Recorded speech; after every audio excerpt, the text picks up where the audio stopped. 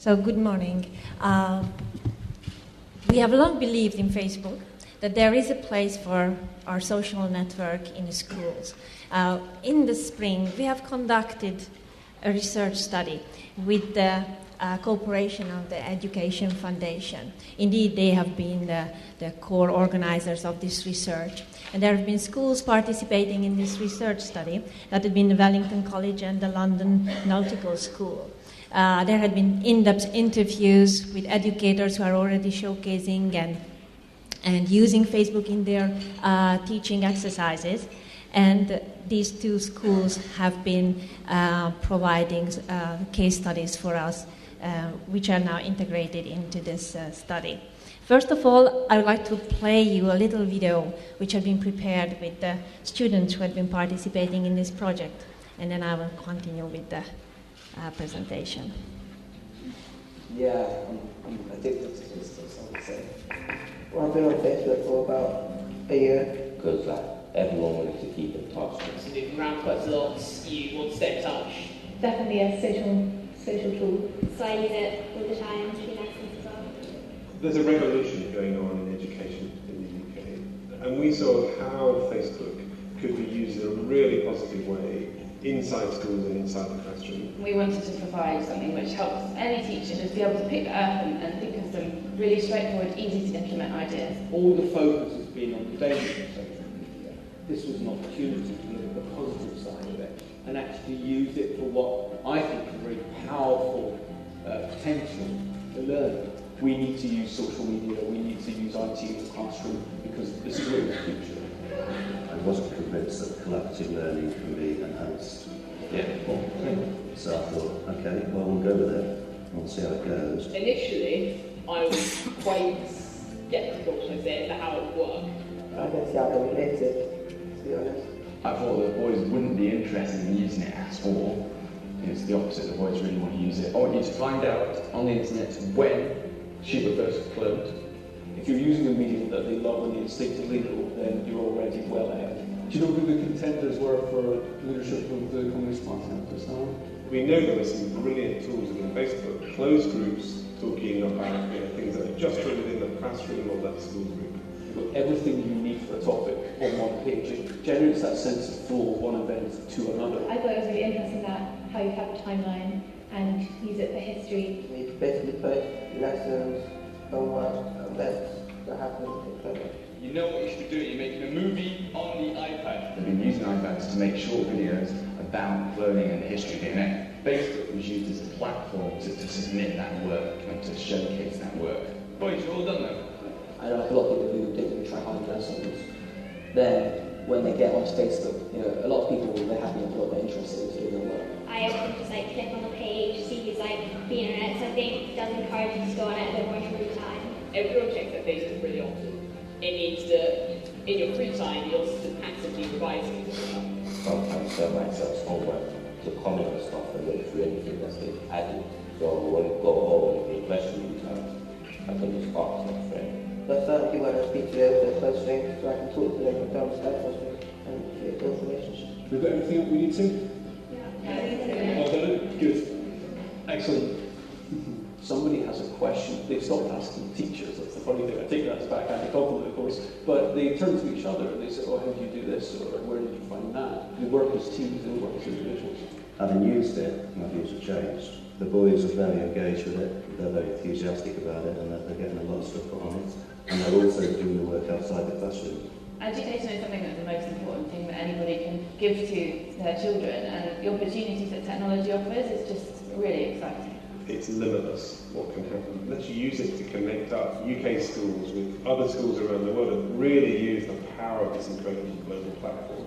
All these countries getting involved in discussion groups and posts and replies. So instead of socially networking, we're sort of academically networking. It's a no-brainer really that the use of social media is something that can promote engagement and can promote learning. It's more interesting because it's a different way of learning. It's the fact that we can interact with each other while we do it. You're enjoying it and doing something you like at the same time as learning. I'm seeing now that they can use it sensibly, they can use it maturely, so we just need to make sure that we're going to where they are to teach them best. This will never replace traditional teaching. This alongside it. Just that it's another tool in your toolbox that you have to teach with. I think if teachers get over what might be a fear of it, then they'll find this huge benefit in the classroom. It educates me more because it's better than just looking into a textbook. Everyone checks their Facebook really often, and it's there, and it's done, it's click away. I saw that this video and the interviews with the students and the teachers will tell you much better than I could that how Facebook can be used in the classroom. And I'm sorry. And at what had been the really upsides of this research and practice. This is already an ongoing project for Facebook. We have a growing portfolio on education. 2-3 years ago, we started a cooperation with a charity called Apps for Good. We have been participating in their education project for young unemployed people, and there had been a part in that 6-week workshop for them, which had been focusing on how to develop your app, how to develop your Facebook app. These people had been trained how to code a bit, how to prepare their own apps, which is a skill now which they can use when they are finding their place in the labor market. We are as well participating in other ongoing projects now, and we have been organizing an educational hack where we invited in the UK educational NGOs, schools, to come and to work with us, with our engineers, to find the best tools, technical features, what we have at Facebook, which can work the best in the educational scheme in the schools, and to find some answers to their questions. So that had been a big event in the UK, and I hope that this is only a start on this road. Here I put the source of the education guide, which can be downloaded. It's available in English. I will as well pass it on to the organizer so they can upload it to the website of this conference, so all of you can access the full guide for educators, and as well the video. What we have found, or what the foundation had found, there are several ways how you can use Facebook in the education curricula. Part is a core, essential part of your teaching of the lessons that, as you could see in the video, students, classes can formulate secret groups where they can upload using the timeline, using the groups. They can upload informations, videos, links, following the curricula of, let's say, of history, for example. They can as well provide information for those students who were missing in the school, so they can immediately know that what is their homework, what do they have to study when they have missed the class. This is as well can be tracked back. So when you are building up a timeline of the annual curricula, then by the end of the term, by the end of the semester, students have an easy access to all what have been taught in that half year or year, so they can very quickly, easily prepare for their final exams. This is as well a safe way of communicating with the children teachers are teaching. In these closed groups, you don't have to befriend the students whom you are teaching. You can send an invite on an email, and then the student is requesting to become member of the group. And then you are seeing all the information, what is uploaded to the group, but no one else is seeing that.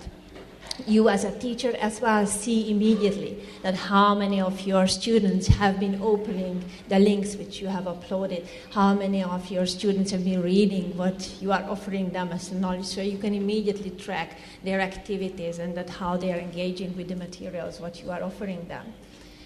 You can as well as teacher easily access to those students who are otherwise not that active in the groups, in the classrooms. They are all there. You can see their activities. You will not see their private activities as they are not seeing your private activities because you are not friends otherwise on Facebook with them. And as well, Facebook is a tool for other not strictly classroom activities like organizing the sports sessions in the school or discussing issues with the parents, organizing excursions and how to involve the parents into the school life, and as well it's a great discussion tool for teachers to share experiences. I have included here now 2 parts from the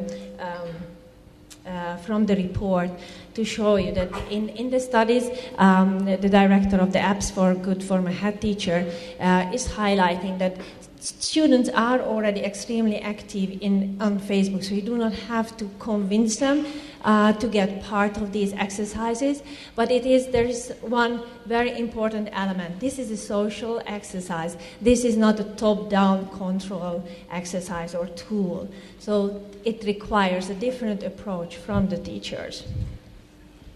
And as I mentioned, there you can find parts in the formal teaching, and you find parts of Facebook activities and features which you can use in a wider application of non-formal educations. Part of this guide is as well not only how you can use Facebook, but as well that when Facebook as an issue and privacy as an issue is coming up, then how can we enable you, teachers, with information on that how to teach the students to be more knowledgeable about their privacy and safety.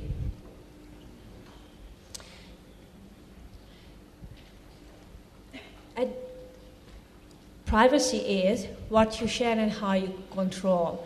So you, as an you control with the audience. So we must make sure that every user, especially the young users, they are fully aware that what do they share with their audience, and that they share it with that audience exactly with whom they want to share it. In the past year at Facebook, we made several developments regarding the privacy tools. Last year when I've been here, I've been talking about the safety features of Facebook, what we are offering. And now I would like to talk a bit about the privacy tools.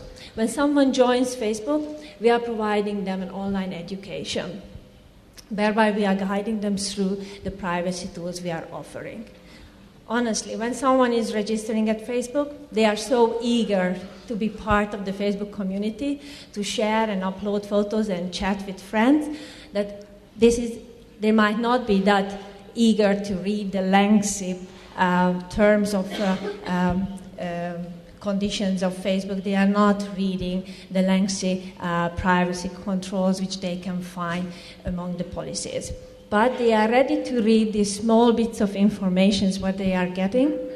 And we do this after 1 month when a user has registered, because then the already very savvy part is over.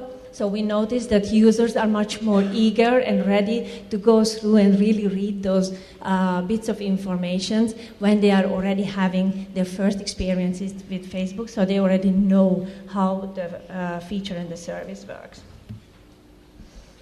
Now I will guide you through through the most important privacy features of Facebook.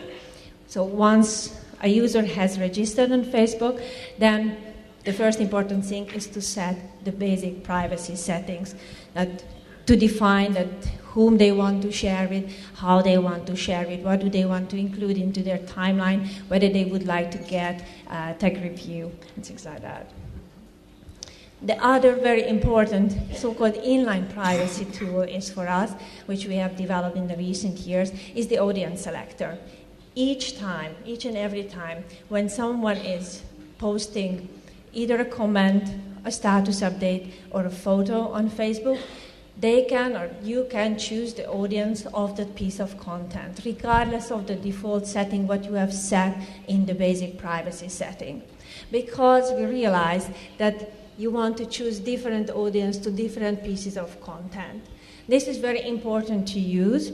So this is something, and we notice in researches that young generations use it very actively, that they do define piece by piece the audience of the different informations they are uploading. They provide the one photo for friends only. They provide another link to a piece of article to certain customized 1 or 2 friends, or they just put other things fully available for public, but they are using it consciously, knowing the real difference between public and friends and customized or private. We have developed the privacy shortcut at the beginning of this year because we realized that we want to use, if we want our privacy tools to be used by our users, we must use a language what they understand. We do have a lot of young people, so we do not need language which is complicated, which is too theoretical, which is too fabricated. We need a language what people understand. We are a global service, so we have to find languages and links which are understandable for all people with all different backgrounds, cultural and language backgrounds. So we developed the privacy shortcuts where we provide a very easy and quick popular tool to the most frequently used privacy features. This is as well this is on the top right-hand side of your profile. When you scroll on it, you will see these shortcutted, mainly featured privacy links. And as well, this is where you can set that whom you want to get friend requests from or how you want to filter the messages. A new feature of us as well is the View As. You can go to your timeline, to your activity log, and you can set your Facebook timeline in a way how other people see your timeline. So you can always check this, it's just 2 clicks. You can always check that how your timeline looks like to the global audience or to a set of different audiences. You can customize it, you can set it however you want, so you can check whether there is any content which you do not want to make available to that pieces of to that audience. And then you can go to your activity log and you can change the audience setting of that piece of content. We do advise users, especially young users, to use this View As setting regularly. Go and check it, how your timeline looks like, what other people see when they go and see what you are doing on Facebook. And if you see any photos there or any comments or posts which you don't want to have there, then you just go to your activity log and change the audience of that piece, or you remove it from your timeline. Activity log, this is the cockpit of your Facebook profile. This is where the user is engineering how his or her Facebook profile looks like. This is a review. This is a place to review and manage all the information what you share on Facebook. One very important feature of the activity log is the tags, the tag reviews. You can tag people in photos, in posts, and you can be tagged on photos and posts. This is something what youngsters use extremely widely. This is a very popular feature. And having the tag review on, turning it on, means that you will always get a notification when someone else is tagging you. And you can then interact with that person. You can request the removal of that photo. You can ask that person to take it down. If that person doesn't take it down, you can remove the tag from there, or you can report the photo to Facebook. You can as well control your interactions with applications.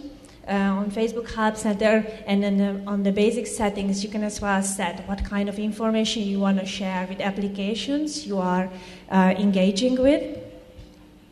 And you as well, since the beginning of this year, have more opportunity to interact and define what type of interaction you want to have with the apps you are working with and what kind of data you are allowing them to use. It is important to know how can you get access to your personal data, that you can, in the activity log, you see it back to the beginnings, that what you have put on Facebook. You can scroll back, you can see it, you can check it. You can as well download your information, whereby you will get all the information what you have uploaded on Facebook. And you can delete. You can delete a piece of information, you can delete a post, a photo, but you can as well delete your account. This is a very important feature. If you decide, if a student of yours decide to leave Facebook, then they can delete the account. Whenever we receive a request for deletion, we will put immediately that account to be inaccessible for the external world, but we will not yet deleting the account for 15 days. This is a period whereby the person can, because it happens, we noticed it happens a lot of times, that people, for this or that reason, think that they want to quit Facebook, they want to delete their account, and then they come back in 2 or 3 days that, no, I changed my mind. So whenever we get a deletion request for the account, we immediately make it inaccessible for everyone else, but the information is there for 15 days.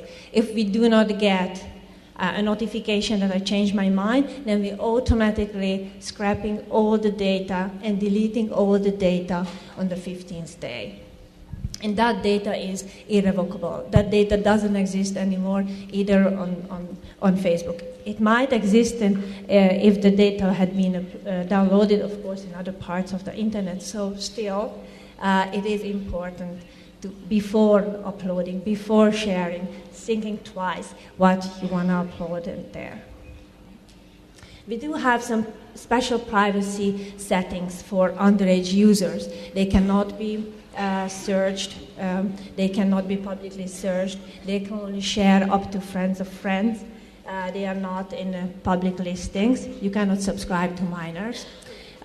We have special features for tagging. The location posts are by default of if you are tagging a young user, they are always getting a notification, and this feature cannot be turned off. You can see it as well if you are going to the help center, you can find it. This is very important that this setting, this enhanced privacy setting, is relevant for the young users from 13 to 17. So when someone is cheating with the age and pretending to be over 18, then they are not benefiting from these enhanced privacy features. Now I'm winding up my presentation. There is just one slide I want to show you. This is Instagram, because now we are talking about Facebook, but there is there are other social networks and technologies which are extremely popular among the young generations. They are using more and more Twitter, and they are using more and more Instagram. So if I can advise anything, it's just that have a look how Instagram works and what is the activity of the young generation on Instagram. Thank you.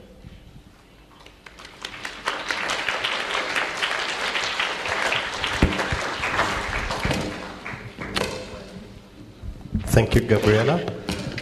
Are there questions from the audience? Oh, over there? Somebody can bring the microphone.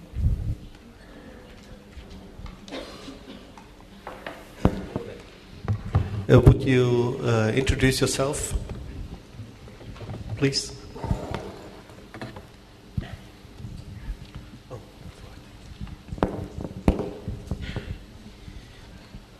Hello, my name is Michael Woźniak. I am a representative of the Free and Open Source Software Foundation from Poland. I would like to ask a few questions after your speech. Forgive me for using English language as I'm referring to the English guest. I believe that this is the best way to do that. Everybody else, I think, has the translation work. I have one question. What are a few questions? Two. Okay. Okay, sure. So you were using words like easy and safe in the context of using Facebook in the school environment. I think that these are a little bit problematic. First of all, using a single centralized tool throughout the whole education system seems dangerous to me, especially if this tool is privately owned and if it's a private corporation's product, because this exposes the whole country's or the whole school board's education system to policy changes made by private persons or by private corporations. I think this is not exactly a good idea, and my first question is, how does Facebook counter this problem? How does Facebook counter the problem of intertwining of private interests in public school system. The second question is this: Facebook blocked New Yorker's profile based on a benign cartoon that had female breasts visible, which were not erotic in any way. It was just a part of the story of Adam and Eve. So my question is this: how does Facebook see itself possible to being used in a school environment for biology class if such things are blocked and deleted as per the terms of service of Facebook? Three questions. Last question. When you say that Facebook is not a top-down control tool, and when you speak about deep privacy tools, of course you speak about teachers that cannot control, that do not have the top-down control, as far as I understand. The problem is that Facebook is a top-down control tool. It is being controlled top-down by the board of directors of Facebook. So there are also obvious privacy problems here, which should be quite obvious in the context of PRISM and surveillance, other surveillance programs that Facebook has been accused of being part of. So when you speak about deep privacy, how do you respond to the problem of privacy, not towards other school children and not towards, for example, teachers and other private persons reading the public or private profiles, but towards the fact that these data, the school children data, will be available to advertisers, three-letter agencies, and similar organizations if Facebook is being used in schools? Thank you. I think the question is understood. I'll try to be short. All these questions can be a part of a different whole presentation. When I mean that Facebook is easy and safe to use in schools, I do not mean that you have to use it, of course, in schools. It's not mandatory. It's up to schools and teachers whether they opt for using it or not. The Facebook features are easy to understand for all generations. It's easy to understand the newcomers to the internet, even if they are teachers or they are students, and they are safe to use. We do provide those privacy features and safety tools, the reporting tools, which provide the highest level of protection. This is not a mandatory. We are not talking even in the UK with the educational boards to use Facebook mandatorily. We are not talking about how to provide the teaching via Facebook. But Facebook as a social network, having the social aspects of connecting and sharing, and having the high level engagement of the students on Facebook anyway, makes Facebook a very exciting and valuable part of the whole fragment of education. Nudity and the content policy of Facebook. Yes, Facebook does have a very strict policy on nudity. We do have our content policies, which you find in the community standards of Facebook.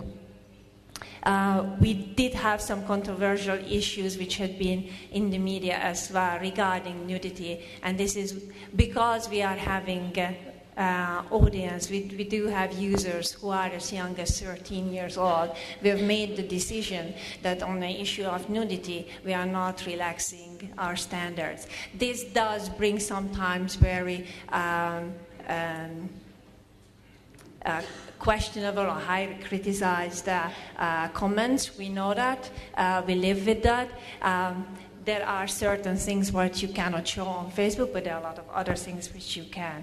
You made your third question referencing PRISM and that Facebook had been accused of part of PRISM. We are not part of PRISM, and that had been made clear.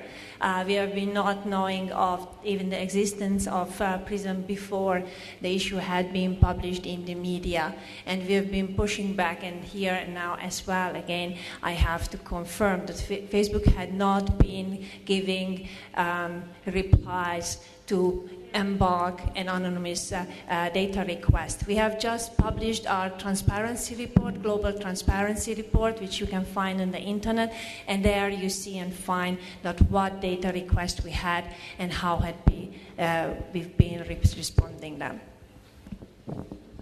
Thank you very much. Any other questions? Okay, please short. Look on the time. One question, short question. Thank you very much. I'm Rainer Bezina from representing Albania. I have a very short question to ask. We're always talking about Facebook and social networks. What is Facebook doing to avoid social network addiction? Thank you.